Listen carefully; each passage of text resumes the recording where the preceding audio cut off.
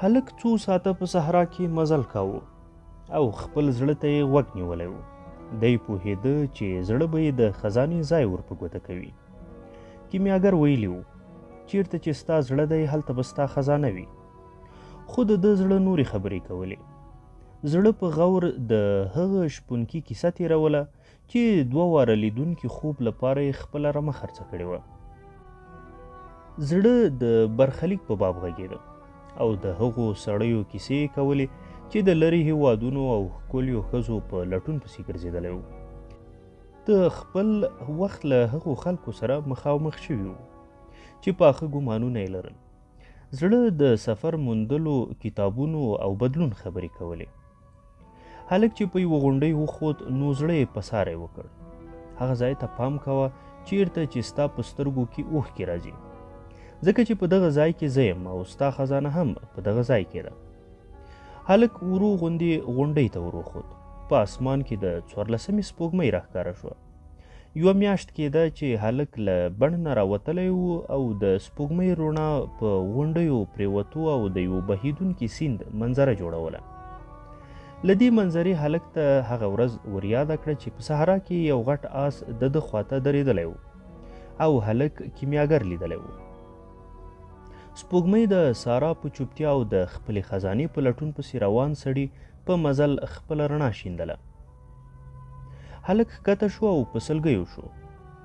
ده د خدای نه مننه وکړه چې دی یې په خپل برخلیک باوري کړی و او د یو پاچا، یو سوداګر، یو پیرنګي، یو کیمیاګر او د سارا له یوې ښځې سره یې مخامخ کړی و چې ده ته یې ویلي و چې مینه سړی له خپل برخلیک نه لرې نه ساتي. که ده غوښتله نو اوس بڼ ته بیره ورتلی شوی او له فاطمې سره د یو ساده شپون په حیث اوسېدلی شوی. ځکه چې سره له دې چې کیمیاګر د نړۍ په ژبه پوهېده او له سکې نه یې سره زر جوړولی شوی، خو بیا هم هغه په صحرا کې اوسېده. هغه نه غوښتل چې خلکو ته خپل علم او هنر ور وښیي. هلک په زړه کې وویل چې د خپل برخلیک په لټون کې د هغه ټول مهم شیان زده او تجربه کړل چې دی خوب هم نه و لیدلی. خو اوس چې دی خپلې خزانې ته ورنږدې شوی و نو ځان ته یې وویل چې تر هغه وخت پورې یوه پروژه هم سرته نه رسي چې مرام یې ترسره نه شي. هلک شګو ته وکتل او د خپلې اوښکې یې ولټولې چې چیرته ترې تویې شوي دي. په شګو کې یوه سره بغوکۍ خوځېده. هلک په سارا کې د تیر کړي وخت په مهال اورېدلي و چې سره بغوکۍ د خدای سمبول دی. دا یو بل پالو. هلک د غونډۍ په کیندلو پیل وکړ او په دې وخت کې د ښیښو د سوداګر خبره وریاده شوه چې احرام خو سړی د خپل کور شاته هم جوړولی شي. اوس هلک پوهېده چې که دی ټول عمر د یو بل د پاسه کاڼي ږدي خو بیا به هم احرام جوړ نه کړي. هلک ټوله شپه د هغه ځای په کیندلو بوخت و خو هیڅ هم په لاس ورنغلل. د کومې زمانې راهیسې چې احرام جوړ شوی و. د هغو ټولو پیړیو دروندوالی هلک په خپلو اوږو احساس کړ خو ونه درېد. هلک سوری کینده او له سیلۍ سره هم په جګړه و چې شګې یې بیرته سوري ته راغورځولې. د ده لاسونه ستړي شول خو دی خپل زړه ته غوږ و. زړه یې ویلي و چیرته د ده اوښکې توی شوي دي باید هغه ځای وکني. هلک د هغه کاڼي په لرې کولو بوخت و چې په سوري کې یې د ده مخه نیولې وه چې د پښو ښکالو یې واورېده. څو کسان د ده خواته راغلل. دوی د سپوږمۍ رڼا ته شا کړې وه او هلک یې سترګې او مخونه نه لیدل. یو کس وپوښتل دلته څه کوې؟ هلک دومره وویرېد چې هېڅ ځواب یې ورنه کړ. د خپله خزانه موندلې وه. ترور واخیست چې اوس به څه کېږي. بل کس وویل موږ له قبیلوي جګړې نه راتښتېدلي خلک یو او پیسې مو پکار دي. ته دلته څه پټوې؟ هلک ځواب ورکړ زه هېڅ هم نه پټوم. یو کس هلک ونیوه او له سوري نه یې بهر راکش کړ. بل کس د هلک کڅوړه ولټوله او د سرو زرو ټوټه په لاس ورغله. هغه چغه کړه دا خو سره دي.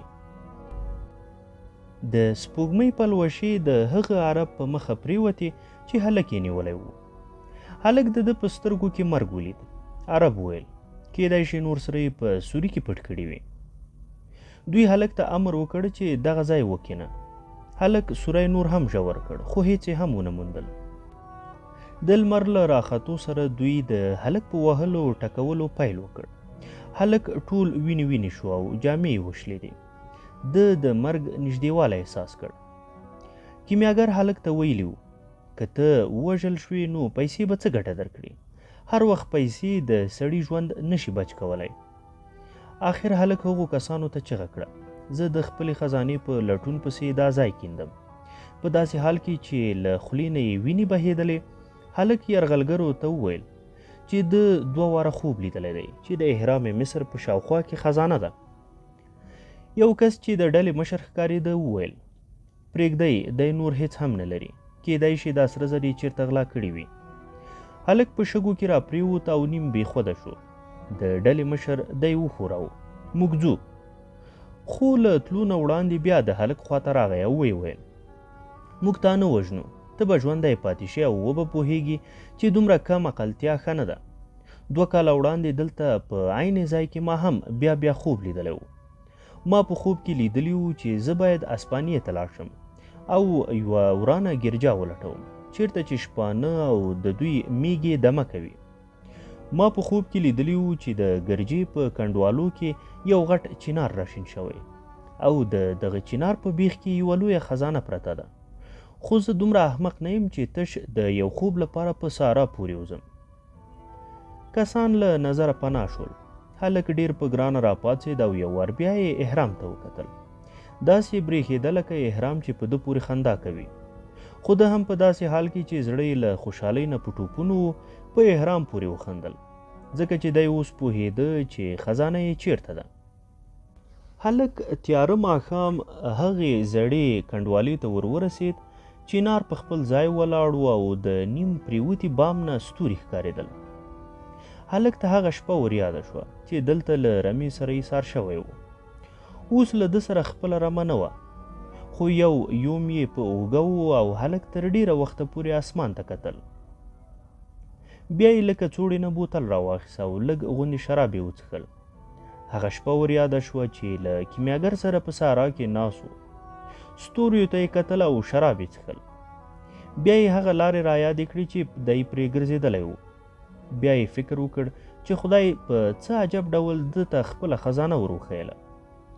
که چیرته د هغه بیا لیدونکی خوب باور نه درلودی نو هغه چنګړی ښځه پاچا غل او بیا یې له ځان سره وویل د نومونو شمېر ډېر زیات دی خو دغه لار په پالونو کې لیکل شوې وه ځکه خو خطا نه وتم. هلک وده شو او چې له خوب نه راپاڅېد نو لمر راختلی و. هلک د چینار د بیخ په کیندلو پیل وکړ. بیا یې اسمان ته وکتل او چغه یې کړه ای بوډا کوډګره ته په ټوله کیسه خبر وي ځکه خو دې ماته په هغه خانقاه کې د سرو زرو یوه ټوټه پرېښې وه چې تر دې ځای پرې راورسېدم.